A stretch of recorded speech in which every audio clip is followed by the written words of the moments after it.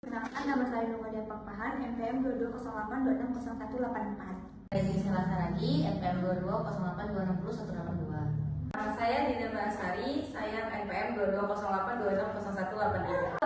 Kenalin, nama aku Mildaya Grani Hasibuan, NPM 2208260186. Hai, nama saya Ivo dan ini teman saya. Hai, nama saya Waiya, NPM 180. Hai, nama saya Lina, NPM 85. Nama saya Arini Nurizati, NPM 2208260178 dan teman saya. Halo, nama saya Mawade, NPM 2208260179. Most of us have blonde hair, blue eyes. It was almost like this perfect Aryan clan.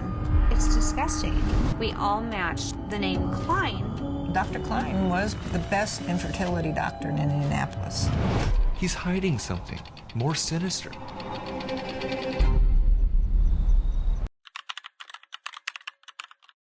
Sinopsis dari film Our Father ini. Jadi film Our Father ini menceritakan seorang perempuan bernama Jacob Babalet yang mencoba mencari ayah biologisnya. Sebelumnya, kedua orang tuanya melakukan inseminasi donor sperma untuk hamil dan juga ibunya tidak mengetahui rahasia di balik hal ini. Jacob Babalet melakukan tes DNA untuk mengetahui sanak kandung yang ia miliki dari ayah biologisnya, yang mana berdasarkan pencarian yang ia lakukan, hal itu merujuk pada dokter onkologi keluarga mereka, yaitu dokter Klein. Untuk dia diduga paling kuat sebagai pelaku dari film Our Father ini merupakan karena dia dokter yang melakukan proses inseminasi. Terus anak-anak dari film yang berada di film ini itu memiliki ciri yang sangat mirip dengannya. Jadi bukti bahwa inseminasi itu dilakukan dengan spermanya itu diduga sangat kuat. Jadi karena para saudara di film ini tuh mengetahui hal tersebut dan kemudian keluarganya juga mendengar kabar itu menghancurkan hati para keluarga yang pernah ditanganinya. Dari yang kamu lihat dan yang kamu tonton, apa prinsip bioetika yang pertama kali kamu tangkap? Yang pertama kali saya tangkap itu persetujuan atau konsen, di mana dalam film itu Dr. Stalin kan melakukan pelanggaran bioetik yang kita kenal sebagai nama autonomi. Autonomi sendiri itu adalah suatu hak yang dimiliki oleh pasien, di mana dia memiliki dia boleh memilih untuk tindakan medis apa yang diambil untuk dirinya. Dan di film ini Dr. Stalin itu melakukan inseminasi kepada pasien dengan berbohong. Berbohongnya karena apa? Dia mengatakan kepada pasien bahwa sperma yang didonorkan itu berasal dari pendonor atau ayah dari anak tersebut. Padahal aslinya di dalam film ini Dr. Stalin itu mendonorkan spermanya sendiri. There were so many emotions, so many questions. He lied about a donor being used. Why did he do it? How long did he do it? And how many siblings do we have? Dari klip ini, kan si pasien berkata bahwa dokter klien ini berbohong kepadanya. Menurut kamu, bagaimana sih sikap dokter tersebut terhadap pasiennya?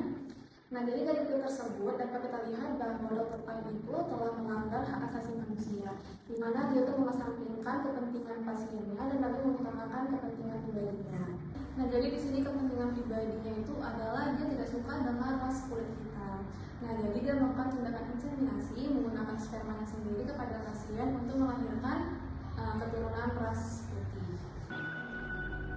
When the doctor's office called me and told me I was pregnant, I couldn't believe it. We were just so happy when I had her. Di sini saya akan menjelaskan tentang bioetika yang benefit dan harm. Di mana benefit ini yang dari dokter Klein sendiri, dia berhasil membuat pasiennya hamil. Namun tetapi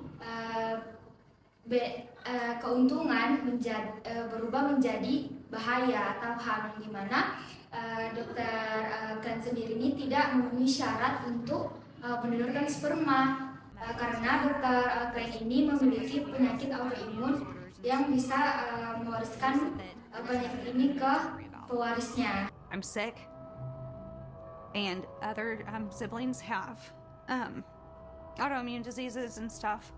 I have an autoimmune disease, yeah.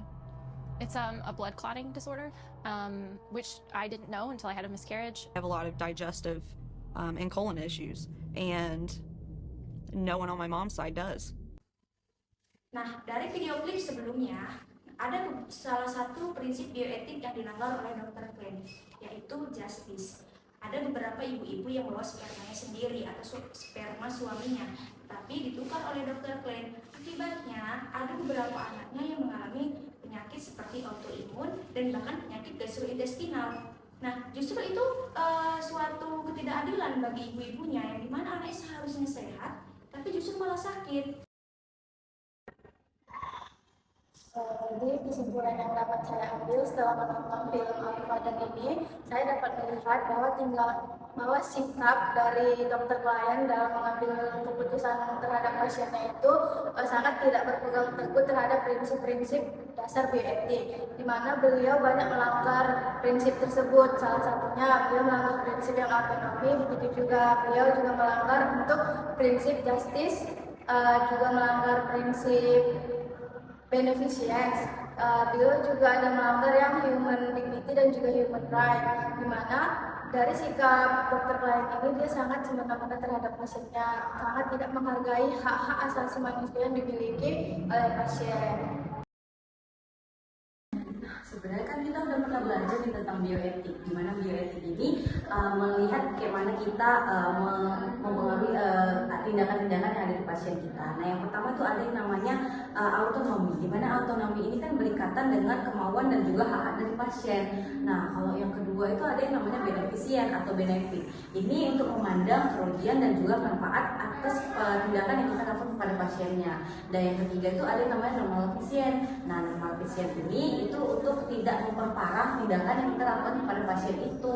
Nah, kalau untuk yang terakhir itu ada yang namanya justice sih. Nah, kalau yang justice ini kita tidak memandang pasien dan kita selalu berperilaku adil gitu kepada pasiennya atas tindakan yang akan kita lakukan.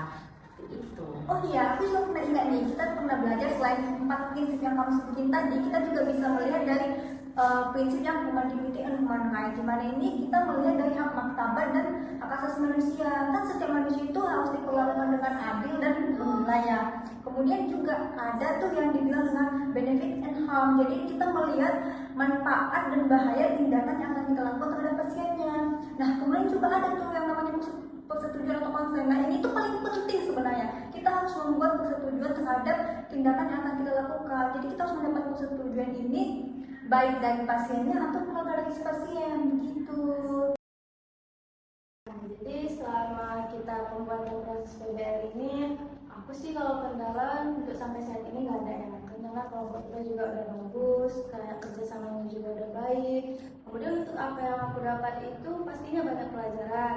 Nah, salah satunya itu aku nggak nyangka aja ternyata dalam dunia itu benar adanya tentang seorang dokter yang benar-benar melanggar prinsip dasar dari bioetik, di mana dia ini benar-benar udah masuk ke tingkat yang serius banget gitu loh. Dan untuk tindakanku ke depannya setelah melihat film ini, pastinya ya aku akan berusaha untuk tetap berpegang teguh lah. Aku menyadari tugasku sebagai dokter itu gimana, untuk mengambil keputusan dalam kondisi itu pastinya mengikuti prinsip-prinsip dari bioetik yang udah aku pelajari. Kalau itu gimana? Kalau menurut aku juga ya sama, kendalanya juga nggak ada.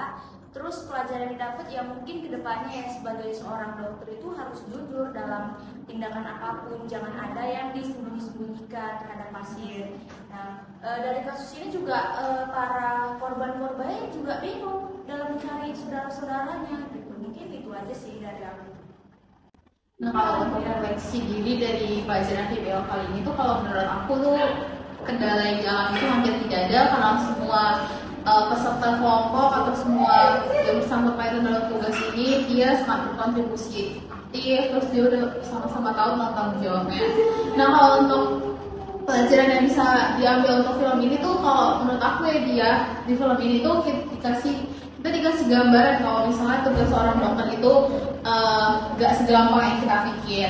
Nah, kenapa aku bilang gak segampang itu karena gak cuman memasukkan sperma aja atau implantasi sperma yang dilakuin, bahwa kalau misalnya kita menjadi seorang dokter itu kesadaran akan diri kita juga harus penuh, tidak tidak melanggar kode etik yang kita lakui, terus kita juga harus memperhatikan sama kita juga harus lebih peduli tentang hak yang dimiliki oleh pasien kita. Kalau menurut dia bagaimana?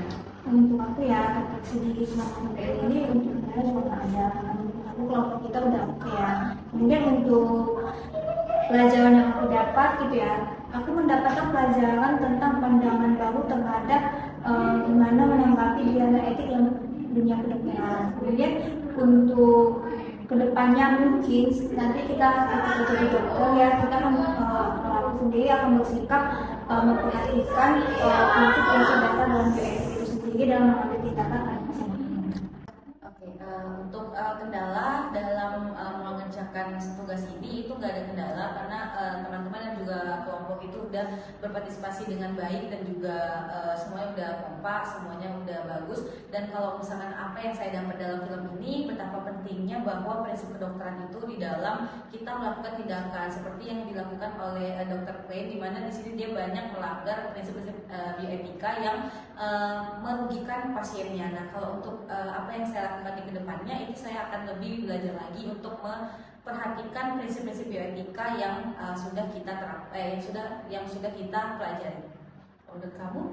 Nah, kalau menurut saya dalam pengerjaan proyek ini memang semua anggota kelompok itu sudah berpartisipasi dengan baik dan juga aktif. Selain itu juga pada film dokumenter ini juga ternyata dapat dilihat bahwa masih ada oknum-oknum tenaga kesehatan yang dia itu melanggar 4 prinsip bioetika kedokteran. Nah, jadi seperti dia melanggar prinsip autonomi pasien, hak asasi manusia pasien, dan juga benefisit penilaian lain. Nah, selain itu untuk kedepannya saya berharap karena saya sebagai calon dokter, saya akan mengutamakan 4 prinsip bioetika kedokteran itu agar tidak merugikan pasien.